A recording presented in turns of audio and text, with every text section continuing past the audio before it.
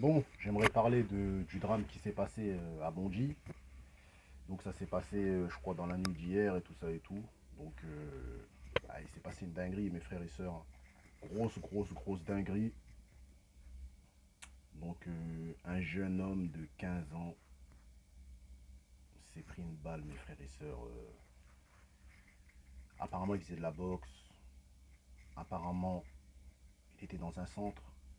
Apparemment, c'est un jeune qui faisait ses devoirs. Apparemment, c'est un jeune qui vient des pavillons. Bondy Sud, je crois. Il n'est pas vraiment de la.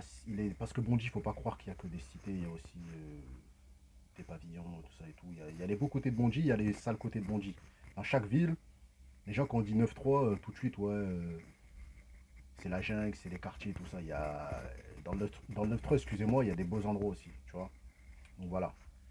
Donc j'ai vu des témoignages de certaines personnes, des enfants, des hommes, des femmes sur internet, qui disent que c'était un jeune qui était respectueux, qui avait des problèmes comme tout le monde, c'est des bêtises comme tout le monde, mais qu'il était encadré, qui allait faire ses devoirs, qui allait à l'étude et tout ça et tout. J'ai vu beaucoup de témoignages. Donc je pense pas que ce soit des gens qui mentent sur lui. En gros, il était vu comme un individu qui était à peu près correct et qui était encadré aussi par un coach parce qu'il faisait de la boxe, il faisait des tournois et tout ça et tout. Donc on a retrouvé les individus qui l'ont tiré dessus. Donc pour le moment, en fait, on ne connaît pas réellement les raisons pourquoi ils l'ont tué, mais dans tous les cas, on ne peut pas tuer un jeune de 15 ans qui sa vie n'a même pas encore commencé. Pour moi, 15 ans, t'es un enfant, t'es un bébé. Tu vois, dès que t'es même à 18 ans, t'es un bébé pour moi. Donc 15 ans, pour moi, c'est vraiment triste. Apparemment, la maman est hospitalisée, elle est choquée, tout ça et tout.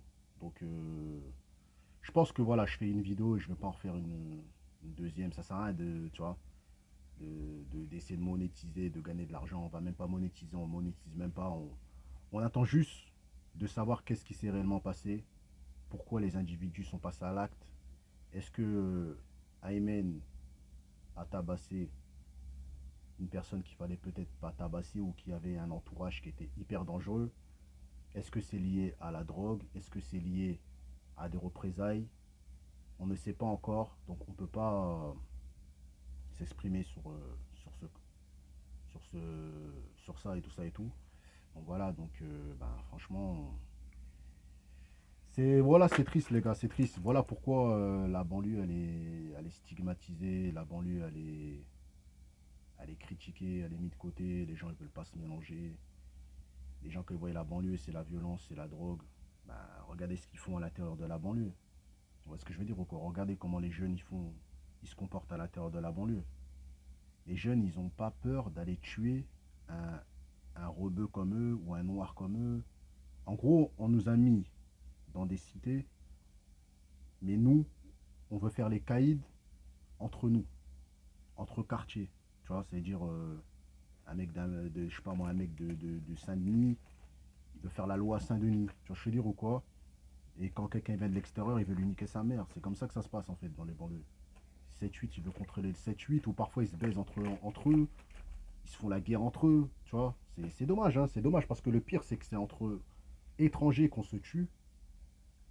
Et en plus, j'ai entendu que les individus avaient une trentaine d'années ou un truc comme ça, ou plus de 20 ans.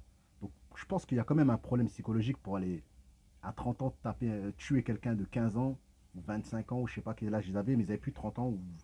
C'est une dinguerie, mes frères et sœurs, ce qui s'est passé. C'est une dinguerie.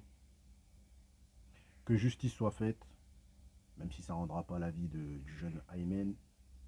Et paix à son âme, c'est tout ce qu'on peut dire, hein. Paix à son âme, et voilà, que son âme repose en paix. Ça sert à rien de faire 100 000 vidéos sur ce petit jeune. On va laisser la famille s'en remettre. Je sais même pas s'ils vont réussir à s'en remettre.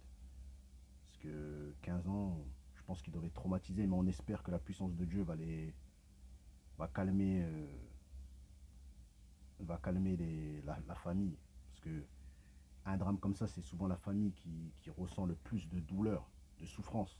L'entourage aussi, mais c'est souvent la famille qui est le plus touchée. Mais ça nous touche quand même parce que on se tue entre nous. Tu vois, c'est dommage les gars. Voilà, c'est dommage. Il n'y a pas d'unité en fait, c'est un truc de fou. Tu peux venir du 8, du 9-1, 9-4, 9-3, il n'y a pas de solidarité. Dès qu'il y a des problèmes d'argent, c'est la violence, c'est les coups de couteau et c'est des meurtres, mes frères et sœurs. Donc voilà. C'est une petite vidéo, donc voilà.